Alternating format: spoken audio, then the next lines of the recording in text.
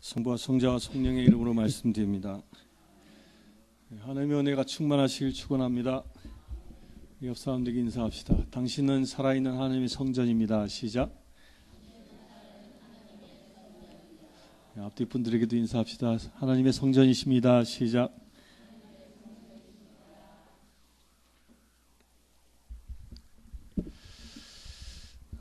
예루살렘에는 역사적으로 성전이 3번 세워졌었습니다.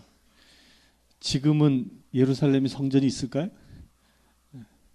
저는 갔다 와봐서 합니다. 없습니다. 지금은 그 자리가 다 그 성전 터만 남아 있고요. 터도 이렇게 뭐 기둥이나 이런 게 남아 있는 게 아니고 깔끔하게 정리되어진 마당이 되어져 있고, 그 자리 바로 인근에 이 모스코 그 황금 사원이 세워져 있습니다. 지금은 그래서 예루살렘 성전은 없습니다. 근데 예수님 시대 때까지 성전이 3번 세워집니다. 그 제일 첫 번째 성전이 뭐였죠? 누가 세운 성전? 누가 세운 성전? 아브라함이 세운 성전? 성전의 터가 어디 세워졌다고요? 그건 지난주에 우리 얘기했죠. 성전의 터는 아브라함이 이삭을 모리아산 제대에 바쳤던 그 자리에다 세워졌는데, 그 자리를 찾아서 제일 먼저 성전을 세운 사람이 누구? 이 정도는 툭툭 나와야지. 이거 큰일 났네. 이거. 야, 솔로몬 왕이 세웠잖아요. 솔로몬 왕이 세웠고, 그 솔로몬 성전이 언제 다 무너집니까? 언제 다? 바벨론에 의하여 멸망당할 때 다 무너지고 없어지죠. 그러고 나서 언제 또 성전이 세워지죠? 무너진 성전이 언제 세워지냐면 포로 귀환에서, 이제 AD 포로 생활 70년을 마치고 바벨론에서 포로 귀환해 가지고 주룹바벨을 비롯한 그때 당시 그 선지자들이 성전을 다시 세우죠. 그때 성전 세울 때 기록되어져 있는 말씀이 학개서입니다. 학개서. 그 성전을 세웁니다. 그런데 그 성전은 참 작고 초라했다 그럽니다. 작고 초라한 성전이었어요. 그 작고 초라했던 성전이 이제 없어지고, 또 언제 성전이 다시 세워지냐면 헤로데 왕 때 성전이 다시 세워집니다. 그것이 증보수 개축되어져서 세워지는데, 헤로데 왕이 예수님 시대 때 예수님이 보았던 성전은 바로 이 헤로데 왕이 세운 성전입니다. 그런데 이 헤로데 왕이 세운 성전은 성전의 그 역사를 보면 참 재밌는 게, 헤로데 왕은요 유대인이 아니었습니다. 헤로데 왕은 모압 사람이었어요. 그러니까 유대인이 아닌, 이스라엘 민족이 아닌 사람이 이스라엘의 분봉왕이 된 거예요. 그렇다 보니까 이 모압 출신이었던 이 헤로데가 자기의 백성인 이스라엘 백성들에게 환심을 사야 할 거리가 생겨야 되는, 어떻게 하면 그들의 마음을 잡을 수 있을까 고민하게 됐던 거죠. 자기를 따르는, 자기를 왕으로 추대할 수 있는 자기 백성을 만들까라는 고민을 하다가 성전 재건을 저가 계획합니다. 이스라엘 사람들이 죽고 못 사는 게 성전이더라. 성전 중심의 삶을 살더라. 그들은 절기만 되면 성전에 모여서 예배 드리는 것이 그들의 삶의 중심이더라. 이것을 파악하고 성전을 재건합니다. 이 헤로데 왕이 예수님 시대 때 성전을 재건했는데, 이게 무려 몇 년 걸려서 재건한지 아세요? 몇 년 걸렸냐면, 몇 년이요? 무려 약 80년 가까이 걸렸다고 그래요. 80년 가까이. 예수님 시대 때도 이미 성전이 지어지고 있었던 시기예요. 미완성 시기였던 거예요. 이 성전이 그러면 언제 완공되냐면 AD 63년경에 완공됩니다. 예수님 시대, 예수님이 보았던 성전은 이제 막 완공이, 그러니까 예수님이 보시고 나서 약 30년 후에 완공되니까 이거 아직도 완공이 안 된 거예요. 아직도 완공이 되지 않았음에도 불구하고 사람들은 그 성전을 보고 뭐라 그래? 너무 아름답다 얘기합니다. 미완성된 성전을 보고 너무 아름답다. 거기다가 얼마나 많은 치장을 했으면 미완성 성전을 보고 아름답다고 얘기할지 상상이 가지 않습니다. 그런데 놀라운 건요, 이 제3성전으로 세워진 이 헤로데 성전은 예수님께서 그 성전을 보고 칭찬하지도 않습니다.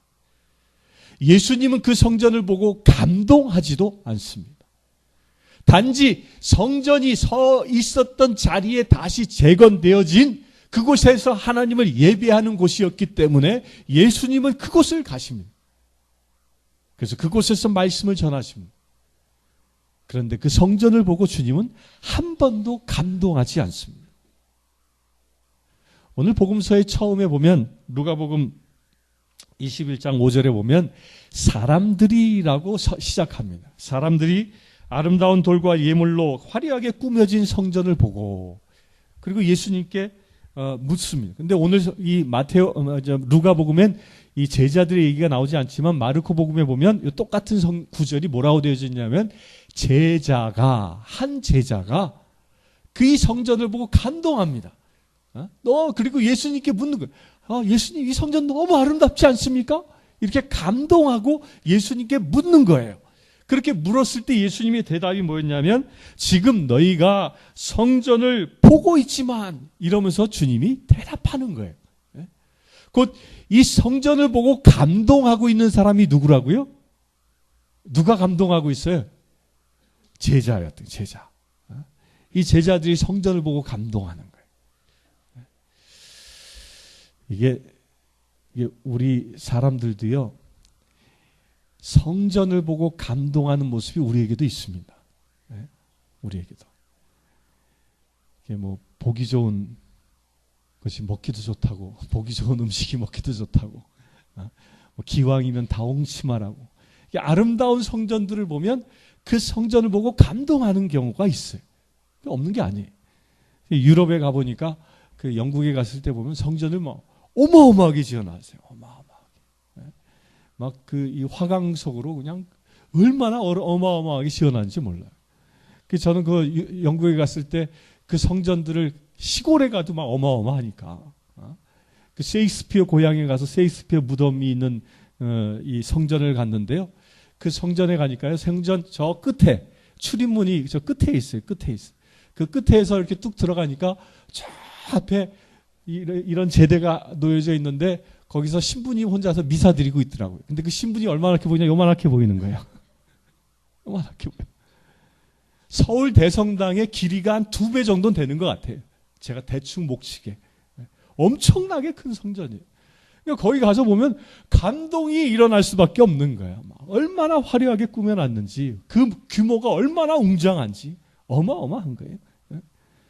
성 바울로 사원에, 런던에 있는 사원에 갔을 때도 마찬가지예요. 거기는 뭐 더 화려해. 막 안에 들어가면 막 안에가 막 온갖 금장식으로 막 번쩍번쩍해서 막 눈이 휘둥그러지는 거예요. 그런데 그렇게 눈이 휘둥그러지는 모습은 누구의 모습이에요? 제자들의 모습이었어요. 겉을 보는 제자들의 모습. 근데 안타깝게도 예수님께서는 그 화려한 성전을 바라보면서 한 번도 감동하지 않는다는 거예요. 오히려 예수님은 그 화려한 성전에 들어갔을 때 무엇부터 하셨습니까? 그는 밧줄로 채찍을 만들어서 성전의 장사꾼들을 내쫓는 분노를 보이시. 이게 어쩌면 이렇게 제자들이 성전을 바라보는 시각과 예수님이 성전을 바라보는 시각이 이렇게 다를까? 그게 어떤 차이일까요? 기준은 딱 하나입니다. 사람은 겉을 보지만 하나님께서는 속을 보신다. 우리는 예수님을 따르는 제자들입니다. 그렇습니까? 뭐 아멘 안 하는 분은 나는 그냥 제자 아니라도 그냥 주일날 예배만 드려도 감사하지요. 뭐 이런 거예요? 다시 묻습니다. 여러분들은 주님을 따르시는 제자입니까? 제자야, 제자. 내가 예수님을 따른다라는 것은요, 무엇을 의미하냐면 예수님이 보는 것처럼 나도 보겠다라는 거예요. 예수님이 어떻게 보시는지 예수님의 눈이 내 눈 되겠다는 거예요. 예수님의 마음이 어떠신지 그 예수님의 마음이 내 마음 되겠다는 거예요. 이런 결단을 한 자가 예수님의 제자라는 거예요. 제자. 그 제자는 무엇이에요? 예수 그리스도를 닮고자 하는 자가 예수님의 제자들인 것입니다. 예수님의 그 속마음을 닮아가시길 축원합니다. 제자들이 그 보았던 성전을 왜 예수님은 뒤에 말씀을 보면 저 돌들이 하나도 그 자리에 그대로 얹혀 있지 못하고 다 무너지고 말 것이다 라고 예언하셨을까요? 이 예언은 실제로 AD 70년에 그대로 이루어집니다. 왜 그랬을까요? 왜 그랬냐면요, 여기 잘 보시면 이 성전, 제3의 이 성전은 누가 세웠다고 그랬죠? 누가 세웠어요? 지금 5분도 안 지났어요. 어떤 왕? 헤로데 왕이 세웠다. 헤로데 왕이. 그 헤로데 왕이 무슨 이유 때문에 세웠다고 그랬어요? 무슨 이유 때문에? 정치적인 이유 때문에 세웠어요. 백성들의 환심을 사기 위해서 세웠다는 거예요. 솔로몬 왕이 성전을 세운 것과 이 헤로데 왕이 성전을 세운 동기가 여기서부터 차이가 난다는 거예요. 솔로몬 왕은 누가 성전을 지으라고 해서 지었습니까? 누가 지으라고? 누가? 하나님께서. 다윗이 생전에 성전을 지어 바치려 하니까 너는 아니다. 내가 너의 자식을 통해 성전을 지을 것이다 라고 말씀하셨잖아요. 곧 솔로몬 왕이 지은 제1성전은 하나님의 명령에 의해서 지어진 것입니다. 하나님의 뜻에 의해서 지어졌다는 거죠. 바벨론 포로 이후에 돌아와서 선지자들이 지은 성전도 하나님의 명령에 의해서 세워졌어요. 그것은 비록 작고 초라했지만 하나님의 명령에 의해서 세워지니까 그곳에 하나님의 영이 임하시는 사건이 두 군데 똑같이 일어났던 것이 솔로몬 성전에도 주룹바벨의 성전에도.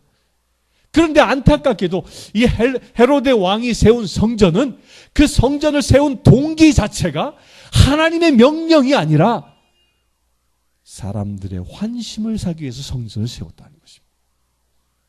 이 첫 동기가 다른 거예요. 첫 동기가. 이게 뭐든지요, 이 동기가 중요하다니까. 동기가 하나님의 뜻이냐 아니면 나의 욕심이냐가 이게 굉장히 중요한 것입니다. 하나님의 뜻에 의해서 이루어지는 모든 사건들이 내 하나님의 뜻에 의해서 이루어지고 있다면 거기에는 하나님의 임재함이 있을 줄 믿습니다. 그러나 아무리 화려하고 아무리 아름답고 아무리 높은 뜻이 있다 할지라도 그것이 하나님의 뜻과는 관계없이 나의 생각, 나의 의지에 의하여 이루어진 것이라면 안타깝게도 하나님께서는, 예수 그리스도께서는 그것은 어떤 것 하나도 제자리에 놓아지지 아니하고 다 무너질 것이라고 예언하고 있다는 것입니다. 이건 우리에게도 시사한 바가 굉장히 크죠. 저와 여러분들은 살아있는 하나님의 성전입니다. 아멘 안 하는 거 보니까 아직 성전 되기 부족한 것 같은데 뭐. 아멘으로 화답하신 분들은 성전 될 줄 믿습니다. 저와 여러분들은 하나님의 살아있는 성전이, 그 하나님의 성전이 내 성전이, 주님이 임하시고자 하는 이 성전이 내 육신을 세우는, 육신을 치장하고 육신에 의하여 살아가는 삶의 동기가 무엇이냐를 묻고 있는 겁니다. 세상의 육적인 삶의 동기가 무엇입니까? 여러분들이 살아가는 이유가 무엇이냐는 거예요. 내 삶이, 나의 육신이, 나의 영혼이 하나님의 성전이라면 하나님의 말씀이 내 삶의 동기 되어져야 한다는 것입니다.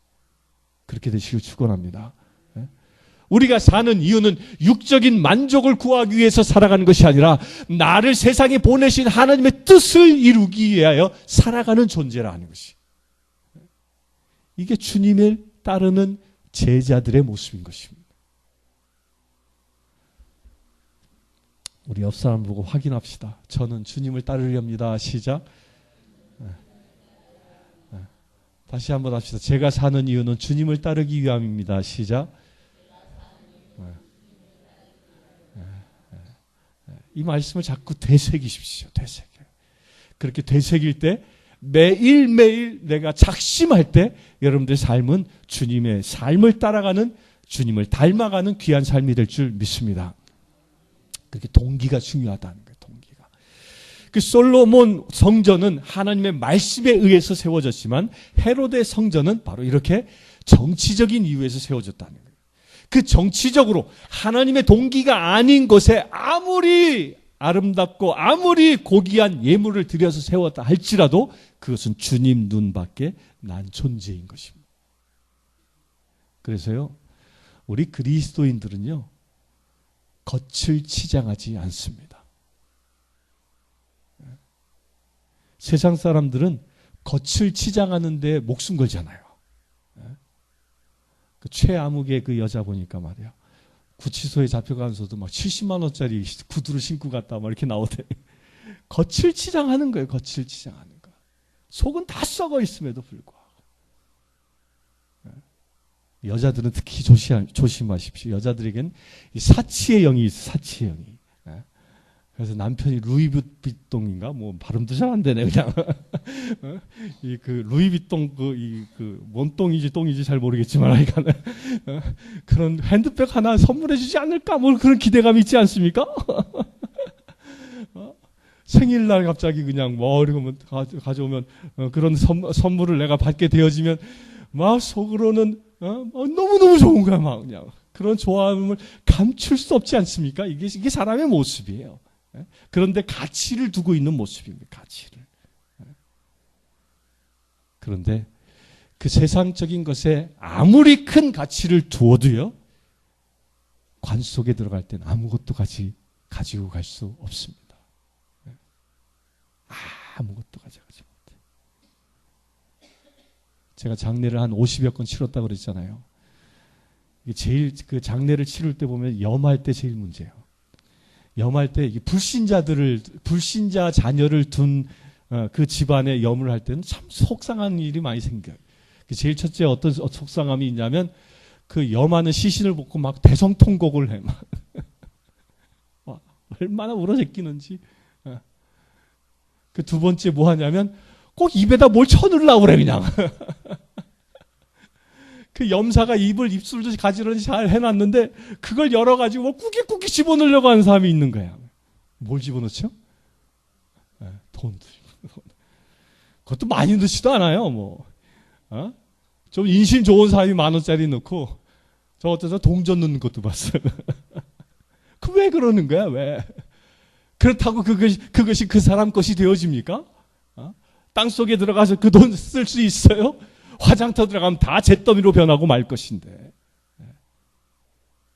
세상에 아무리 좋은 것을 내가 가졌다 할지라도 그것은 내가 주의 나라에 갈 때는 아무 소용도 없는 것입니다. 주님의 나라에 들어갈 땐 주님은 우리의 무엇을 보십니까? 무엇을 보셔요? 나의 속을 보시는 것이. 솔로몬 성전에 주님의 명령대로 지어진 그 성전에 주님께 예배드리고 주님께 그 성전을 봉헌할 때 구름처럼 주님이 임하신 것처럼 우리가 진정 나를 비우고 주님의 말씀대로 내 삶을 설계하여 주님의 말씀대로 제자된 삶을 따라 살아갈 때 내 삶에 주의 영이 충만해지는 것입니다. 그럴 때 주의 영으로 충만한 내가 주님의 나라에 들어간다면 저와 여러분들은 주님의 환호 가운데 주의 나라를 입성하는 축복을 누리게 되는 것입니다. 그렇게 되시길 축원합니다. 이것은 단순히 내가 죽어서 가는 것만이 아니라 이 세상을 살아가면서도 주님과 동행하는 그 귀한 동행하는 축복된 삶의 비결이 되는 것입니다. 그렇게 되시길 축원합니다. 여러분들 한 분도 제자리에 그대로 얹혀 있지 못하고 무너지고 말날에 해당되는 분이 없으시길 축원합니다. 여러분들 모두가 다 진정 주님의 삶과 합당하여 주의 거룩한 나라에 들어가시길 축원합니다. 그렇게 준비된 자에게 주는 은혜가 뭐죠? 우리가 주님의 성전 되어져 주님의 말씀이 나의 삶의 동기 되어지고 주의 영으로 충만한 삶을 살아가는 자에게 주는 축복이 있습니다. 그 축복을 오늘 이어서 말씀하고 있는 것인데 그게 무엇이에요? 오늘 말씀을 잘 보면 이게 그 소묵시록이라고 예언할 그 성서학자들은 구분하고 있는 것인데요. 뭐 재난에 대한 세상의 종말에 대한 예언서죠. 예수님이 직접 예언한 겁니다. 세상의 종말이 어떻게 올지. 그 세상의 종말이 어떻게 온다고 그랬어요? 그 제일 첫 번째 증거가 뭐예요? 증거가 내가 바로 그리스도다. 거짓 그리스도들이 막 생겨난다는 거예요. 막 생겨난다는 거예요. 우리나라가 그러고 있어요. 이 최아무개 그 사람도 그 아버지가 거짓 그리스도였던 사람. 그 거짓 그리스도에 현혹된 나라가 이 모양 이 꼴 되는 거예요. 거짓 그리스도에게. 그뿐입니까? 지금 구원파 또 더 나가서 신천지. 이 신천지 이만희가 다 뭐라고 얘기해요? 나는 재림할 예수다라고 얘기하는. 그 죽은 문선명이도 뭐라고 그랬어요? 예수 그리스도는 2000년 전에 실패한 그리스도고 나는 성공한 그리스도다. 자기가 다 그리스도라고 얘기해요.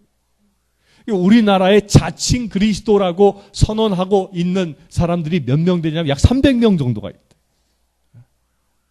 이 나라가 하나님께서 축복하신 나라에 이 사단이 그것을 시기하여 온갖 획책을 다 쓰고 있는 거예요. 이단이 창궐하는 것을 보면 어떤 생각을 먼저 하라? 주의 날이 가까이 왔구나. 주의 날이 가까이 왔구나라는 그 메시지로 받아들이시길 축원합니다. 이렇게 이단이 창궐한 것을 보면서 주의 날이 가까이 왔다라는 것을 내가 인지하면 우리가 제일 먼저 해야 할 일이 뭐죠? 나를 성찰하는 것이. 주의 날이 가까이 왔다면 주님이 다시 재림하실 때 내가 주님 앞에 온전히 나아갈 수 있는 자로 준비되어져 있는지를 나를 성찰할 수 있어야 하는 거예요. 그래서 이단의 소리를 듣고 세상의 험한 소리가 들릴 때마다 우리 그리스도인들은 제일 먼저 뭐부터 합니까? 성전된 나를 정화시키는 것이. 나를 깨끗하게 하시길 축원합니다. 그러면서 두 번째 무슨 소식이 일어난다 그러죠? 전쟁에 대한 소식이 일어난다. 한 민족이 일어나 한 민족을 치고 이런 전쟁의 소리가 일어난다고 얘기합니다. 실제로 전쟁의 소리들이 지금 들려옵니다. 이 세계 대경제가 뭐예요? 이 공황에 빠져들고 있잖아요. 세계 경제가 막 무너지고 있거든요. 이 경제가 무너지는 그 마지막 시점에는 세계 역사를 보면 꼭 뭐가 일어나면 전쟁이 일어났습니다. 세계 1차 세계대전도 경제 공황이 일어날 때 일어났고요. 세계 2차 세계대전도 경제 공황 때 일어납니다. 경제 공황 이후에 그것을 극복하기 위하여 전쟁이 일어나는 전쟁. 이게 경제가 어려워지면요. 전쟁의 소문이 점점 더 크게 들린다는 거예요. 그렇게 전쟁의 소문이 들려도 우리 그리스도인들이 해야 할 일은 무엇하라? 오늘 성경 말씀을 보니까 두려워하지 말라. 두려워하지 말라. 세상 사람들은요, 내가 주님의 성전으로 준비되지 않은 사람들은 전쟁의 이야기가 들리면 두려워합니다. 어디로 도망갈까? 어떻게 할까? 두려워합니다. 그러나 우리 그리스도인들은 두려워하지 않습니다. 여러분들 성경 66권에 이 두려워하지 말라라는 말이 몇 번 쓰여지는지 아세요? 잘 몰라요. 네. 이건 잊지 마세요. 제가 가르쳐 드릴게. 네. 몇 번 쓰여지냐면 365번 쓰여집니다. 66권에 두려워하지 말라라고 하나님께서 우리에게 말씀하고 직접적으로 말씀하신 내용이 몇 번? 365가 뭐와 같은 숫자예요? 1년 365일이잖아요. 우리에게 주시는 놀라운 메시지가 여기에 숨겨져 있는 거예요. 우리가 매일매일 살아가는데 우리가 주님의 성전된 삶을 살아가는 자는요. 매일매일의 삶이 두려워하는 삶이 아닌 것이. 두려워하지 말라는 거예요. 우리는 무엇을 두려워하지 아니하고 무엇을 기대하며 살아갑니까? 하나님의 축복을 기대하며 사는 것이. 세상이 전쟁의 소리가 들리고 세상이 위험이 닥치는 그런 엄청난 어려운 환난의 소리가 들려올지라도 두려워 떠는 자가 아닌 것입니다. 매일매일 뭐 하는 자? 오늘 세상이 어떻게 뒤바뀔지 두려워하는 자가 아니라 오늘 하나님이 어떻게 나를 통하여 일하실지를 기대하는 삶으로 바뀌어지는 것입니다. 이 성전은 누가 계신 곳이기 때문에? 하나님이 계신 곳이기 때문에. 마찬가지로 저와 여러분들 안에는 누가 계시기 때문에? 하나님이 계시기 때문에. 성령 하나님이 내 안에 계시기 때문에 나를 통하여 무엇을 행하실지 기대하는 삶이 되시길 축원합니다. 그렇게 기대감이 있을 때는요, 무엇이 사라져요? 두려움이 사라지는 거예요. 매일매일 두려움을 떨쳐버리시길 축원합니다. 세상에 속해 있는 사람들은 이 두려움에 묶여 있는 자인 거예요. 그런데 하나님께 속해 있는 자는요, 기대감에 의하여 살아가는 자예요. 그렇게 기대감 가운데 날마다 승리하시길 축원합니다. 그렇게 두려워하지 아니할 때는요, 아니하며 살아갈 때 이 세상에서 두려워하지 아니해도 세상의 놀라운 징조들은 계속 보여진다고 성경은 예언합니다. 뭐 하늘에도 엄청난 재난이 일어날 것이고, 지진도 일어날 것이고, 뭐 전염병도 휩쓸게 될 것이고, 이런 일들이 엄청나게 일어난다는 거예요. 대한민국도 지진, 우리 지진 가운데 사시는 분들이 계시네. 그때 5.8 지진 일어날 땐 정말 두렵더만요. 그 두 번 제가 이 3층에서 뛰어내려갔단 말이에요. 첫 번째 지진 때 이게 뭐야, 전쟁 났나 하고 뛰어내려왔고요. 두 번째 지진 때 정말 앉아 있을 수가 없더라고요. 얼마나 흔들어대는지. 이런 무서운 지진들이 전 세계에 걸쳐서 일어나는 날이 온다는 거예요. 지금 이런 지진들이 일어나고 있습니다. 환태평양 지역에는 지금 엄청난 지진 활동들이 일어나고 있다고 하지요. 그런데 그런 모든 지진의 소리도, 전염병이 창궐하는 소식들도 우리 진정 예수를 따르는 제자들에겐, 내가 진정 하나님이 임하시는 성전된 자로 남아있다면 그런 지진의 소리도, 그런 전염병의 소식도 두려움의 대상이 될 수 없다는 것입니다. 그렇게 되시길 축원합니다. 그리고 나서 세상은 어떤 세상이 온다고 그래요? 예언을 하길 뭐라고 예언합니까? 나 때문에 임금과 총독들 앞에 서게 될 것이다. 우리가 어떻게 됩니까? 하나님의 성전된 나는요, 우리는 언젠가 기독교인으로 박해받는 날이 올 것이라는 거예요. 미국에 가니까요, 미국에 가서 거기 저에게 부탁하는 말 중에 하나가 뭐였냐면, 동성애가 죄라고 얘기하지 마세요. 제가 연합예배에 가서 설교를 하는데 그 준비자가 그런 얘기 하는 거예요. 제가 신앙이 보수적인 사람이라는 걸 알고, 동성애에 대해 절대 얘기하지 마. 그거 얘기하면 당신 잡혀가요. 엄청난 벌금을 물게 될 것입니다. 누군가 호소하면. 큰일 나니까 그 얘기하지 말라는 거예요. 우리가 신앙을 지킬 수 없는 세상이 온다는 것입니다.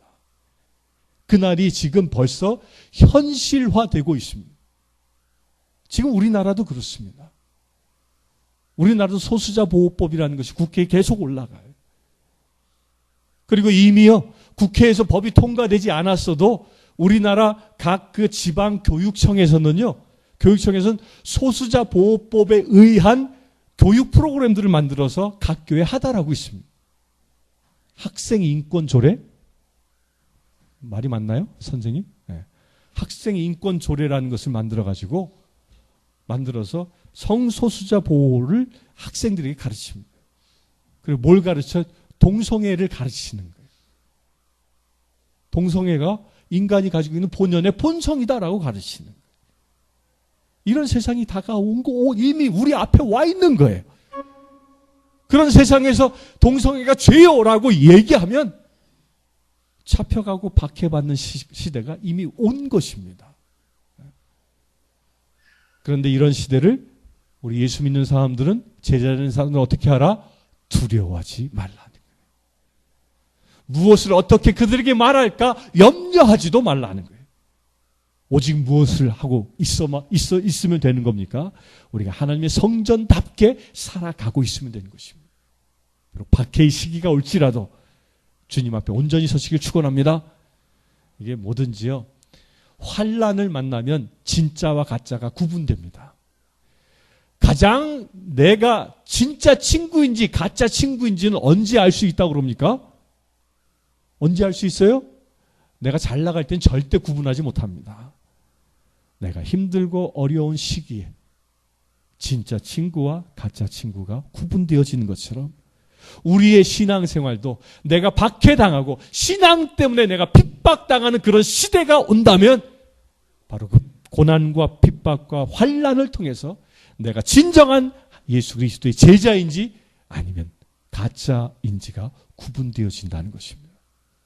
우리 사랑하는 성도님들, 여러분들 모두 진짜 예수 그리스도의 제자된 자 되시길 축원합니다. 그렇게 진짜 예수의 제자된 자에게 주는 은혜가 있습니다. 어떤 은혜가 있습니까? 말씀에는 너희는 나 때문에 모든 사람에게 미움을 받지만 머리카락 하나조차도 잃지 않을 것이다. 우리는 신앙 때문에 세상이 박해를 받는 시대가 올 겁니다. 그러나 머리카락 하나도 잃지 않도록 주께서 우리를 보호하실 것입니다. 그러면서 주님이 우리에게 주시는 것이 있어요. 그게 뭐예요? 19절에 그리고 참고 견디면 생명을 얻을 것이다. 우리 사랑하는 성도님들, 영원한 생명의 주인공 되시길 축원합니다. 진정 그리스도의 성전된 자, 예수 그리스도와 함께 살아가는 자, 성령 하나님과 함께 살아가는 자가 영원한 생명을 얻는 축복의 주인공 되는 것입니다. 성부와 성자 성령의 이름으로 말씀드렸습니다.